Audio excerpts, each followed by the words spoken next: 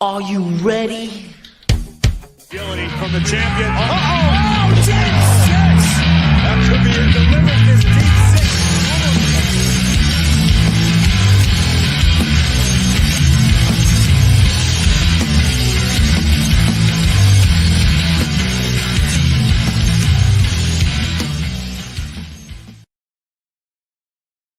21, joined once again by Brandon, aka Bash. This is Thursday, June 26th. It's been a hot week, but the heat wave is pretty much over. Yeah, these last few days have been brutal, but it's all right. It's all right. We're creeping closer to my getaway time, so counting down the days. So you leave this Sunday or Monday? This Sunday.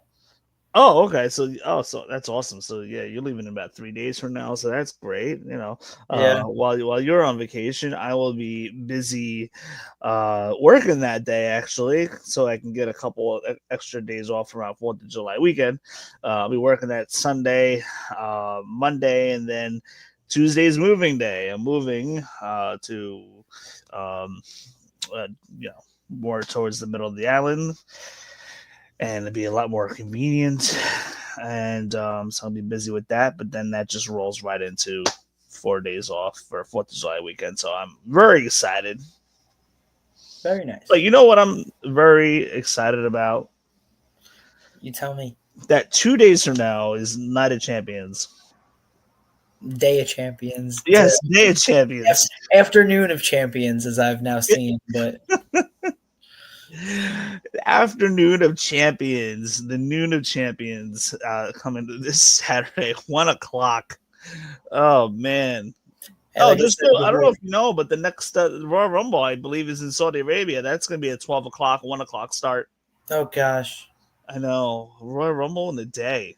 I hope that they at least are smart and they do like the women's one first, and then they push the men's one. So at least the men's one will be at like a 4 o'clock time or whatever. Because if they do the men's one again at like you said, 12 o'clock, 1 o'clock, I'm going to be annoyed. This is going to be the first women's Royal Rumble ever that we're not going to be able to see any skin. Fair. Not that I'm necessarily looking for that. But yeah, it's going to be this different. I mean, just going back to Raw, but looking at what Jade Cargill had worn in her win against Roxanne, that would not fly. I mean, personally, that shouldn't have flown at all. They shouldn't have let her go out like that. But yeah, that would not fly out there. So we'll definitely see what Jade Cargill has to wear for Royal Rumble.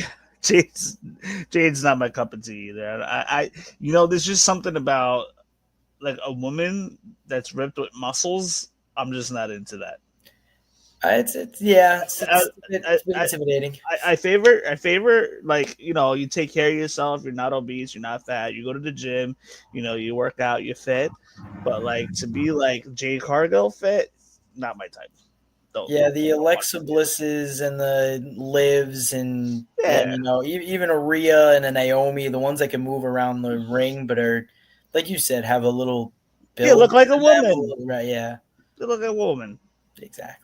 But yeah, hey, Jade was a power lifter for a while, and I believe a track star. I know Bianca Belair did track. I don't know about Jade. Yeah, I don't know if Jade was just a power lifter and I think she was more to the fitness. Yeah, makes sense. Happens. Today's episode, we're going to talk about John Cena and the Punk feud. What did you think of that pipe bomb the other night? First off, I've said it before that Cena is a mastermind of the mic. How do you go and just remember? I mean, 80% of what CM Punk said in his pipe bomb and spin it entirely into the Cena aspect, and it was perfect. I mean, to the point where he said, "Who gave you the platform for your pipe bomb? And look what the hell you did with it, bro. You went off and did nothing at a different company, and now you're exactly what I am. And look at me doing what you did, and the people still cheer me. I still come out and get and get Cena a chance. So it was just so perfect.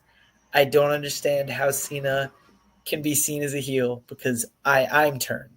That is always been my guy. I was a little iffy. I was like, all right, let's see how they do with this. But now I will watch him as a heel, and we might now see CM Punk come in as a heel if the crowd turns, and I would love to see either aspect. With Cena, given the circumstances, that quite possibly there were plan changes a couple times where Rock wasn't on. They started with this program with The Rock, they phased that out. Travis Scott was supposedly supposed to be the tag partner of John Cena in the last pay per view, not Logan Paul.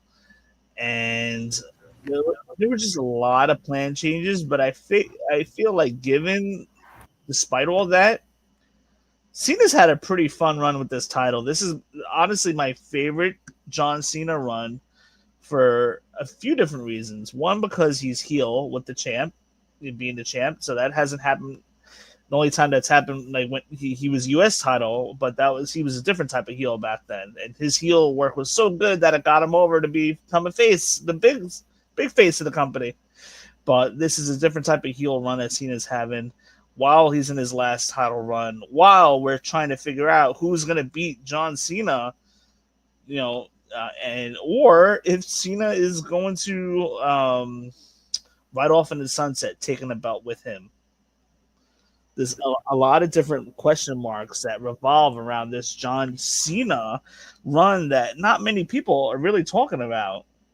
And if we talked about it more, I think it'd be more exciting for fans. I'm curious who's going to beat John Cena. I'm curious who's going to beat him, when it's going to happen, or if it's even going to happen for that matter.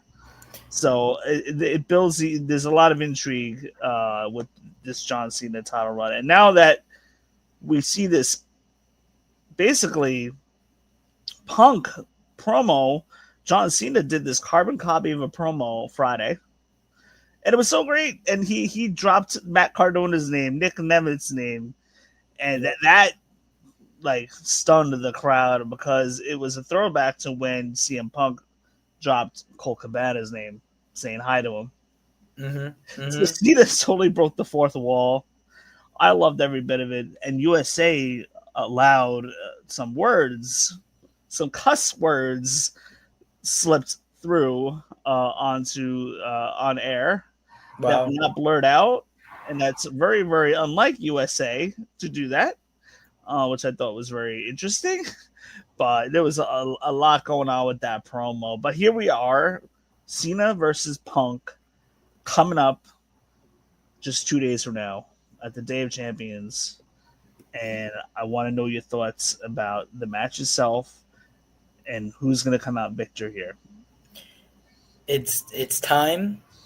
I'm glad that they found the time to do it. I think that Cena retains. I just don't see a world where Punk is a champion right now. I don't see that there isn't a world where Punk becomes one of the champions within the next. I don't know I believe that Punk can become champion in the next year. Let me say that. Let me word that a little better. I just don't see it being on Saturday.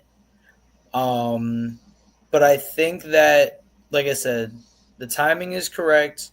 The way that we got here is great, and I think that there's a chance that we see a little bit more to this down the line. There's still, I think Cena has said there's about 15 days left that we see him. I think Punk ends up somewhere in the next 10, and then we have 5 without Punk, but I think we see him one more time. Interesting. Yeah, I mean, I just feel like it can't be one and done, but we do know that since Punk is fighting Cena here at Night of Champions, Day of Champions, Punk won't get that title match at SummerSlam unless he somehow inserts himself and makes it a triple threat. Who knows? But I'm not too sure if this is a one and done. I'm not even certain if Randy Orton and Cena is one and done, to be honest. It could be, but we saw John Cena fight R-Truth Friday night, and that very well could be done. I think maybe they may run R-Truth against who was he coming face to face with on SmackDown the other night. He was I I forget. I'm forgot who so it was, sorry. but R-Truth was like face to face with somebody on Friday night, and that very well they very well could get away from R-Truth and Cena for now, and maybe they could have R-Truth do something with Cena later in a form of like an interference or helping Cena lose the title later. I think that's probably the way Cena loses the title, with R-Truth being the one to help that out. But we also can't. We also got to keep in mind that Seth Rollins is lingering on with this title. Like we can only suspect that what could happen here, but we truly don't know what the exact plan is. Mhm. But from what I see, I see John Cena retaining, setting up Cena versus Cody. You said Randy versus Cena, so that's still on the table. Okay, Mhm. so it's still on the table. Where that's absolutely, unless Punk somehow wins and WWE is kind of hitting a reset button here, so to speak. Um, so let's just say Punk does win. Um, Then it's Punk versus Cody. But Punk even versus then, I Cody, Punk don't. versus Randy. Cody did have like a face to face with Punk really quick, but it was just it was all like business, Yeah. what have you. So they kind of did plant the seed there. I think it was like within the last week or two. But there's just so many. Even though I feel like I have the idea that they're gonna go Cena versus Cody, and then Cody hopefully wins, but Seth could easily cash in, and then Cody's chasing for the next 6 months. So we really don't know like what Triple H has in mind here.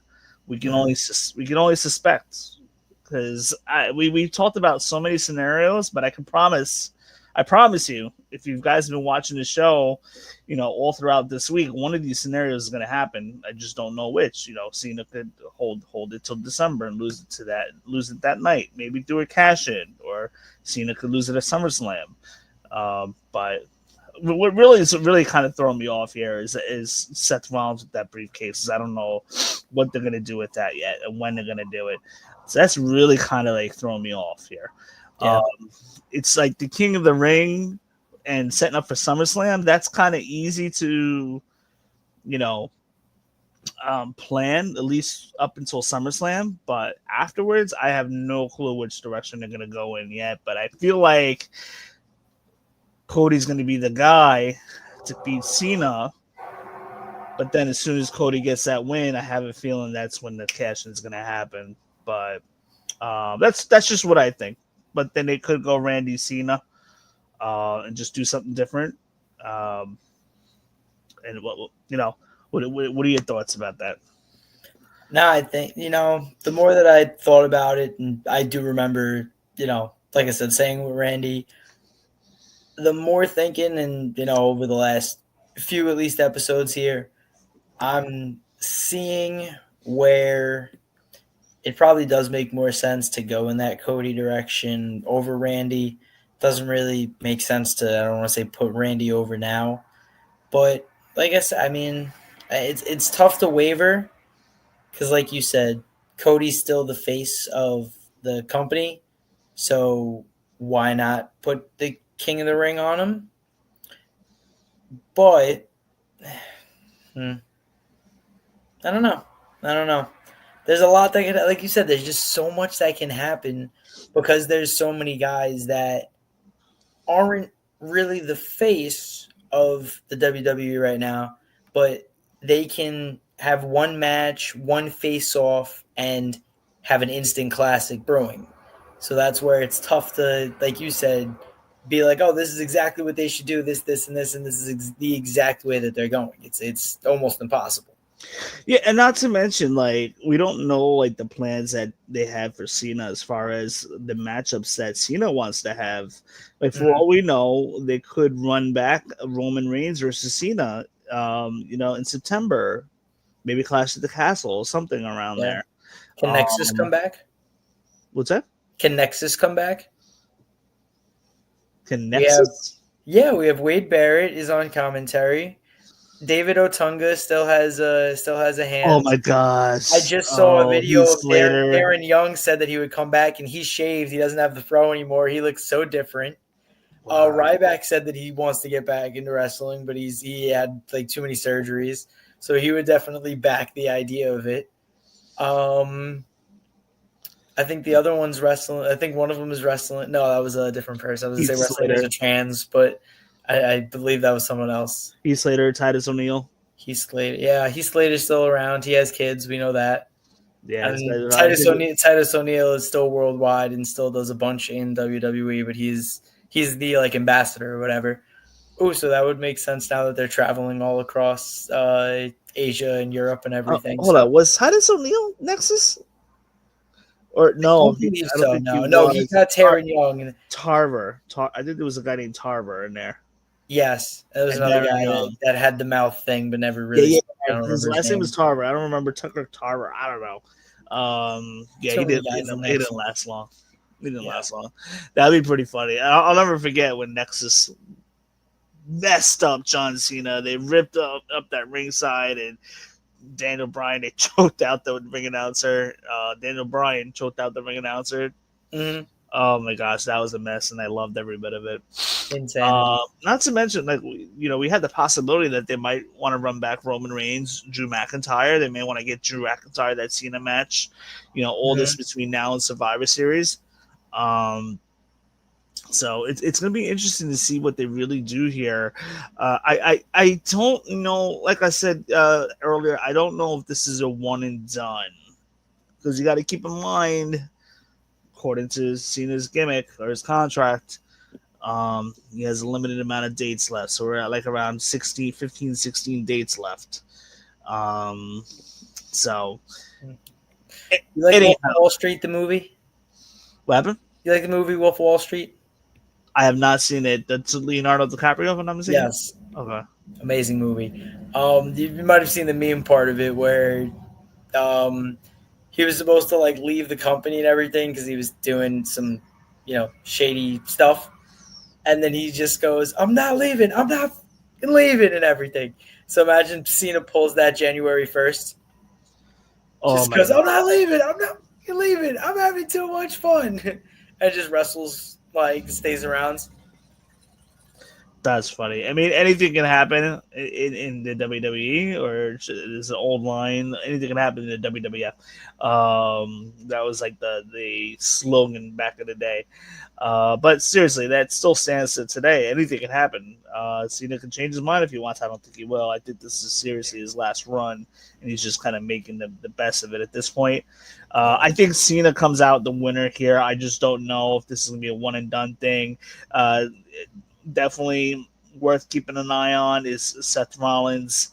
Will he cash in or not? So again, we don't know. When we brought it up multiple times the past couple of days, we don't know when that cash in is going to happen. But maybe it'll become a little bit more clear after the next couple of weeks, or if we get through SummerSlam. If we get through SummerSlam with no cash in, that really then begs me to believe that we could get that cash in at the very last minute, right before John Cena's exit of the company. But I really, to get a good read, to really get a good read of that, I have to see what happens at Night of Champions in SummerSlam. But I think Punk gets the win here. Cena gets the win here. But they can go in any direction, really. I think this is going to be a one and done with Punk and Cena, probably, just considering the amount of dates that Cena has left. Yeah, I think so. Like I said, I was saying before, I think we see him again show up with like maybe 2 months left of the days. But like you said, there's a chance where they get those triple threat, fatal 4-way matches where, like I said, you get a few people that, just want a little piece of John Cena left, and if he still has the belt, says, we're not letting you leave with this, and see what happens. But a lot of different ways to go. But yeah, I think Cena keeps the belts. I think Punk can have plenty of stories without a belt. Cena keeping it just makes sense because then a lot of people are coming for him. Yeah, because I still think that Cena's run still has legs under it for sure, especially with guys that have been out for a little bit that we've not seen go against Cena yet, like Drew McIntyre this year, Roman Reigns this year. They can do that, and then they can, close out the year however they want to do it with Cena Cody or Cena Randy, who knows. But those of you guys that are watching, thank you so much. Tomorrow will be episode 122. Tomorrow will be Friday. Can't wait. 10 p.m. We'll be talking about briefly about the women's King of the Ring finals and the Becky Bayley Lyra situation. That will be tomorrow night. And those of you guys that are watching, be sure to comment, like, and share, please. And we will talk to you guys tomorrow night. Agility from the champion. Oh, deep six. That could be a delivered this deep six.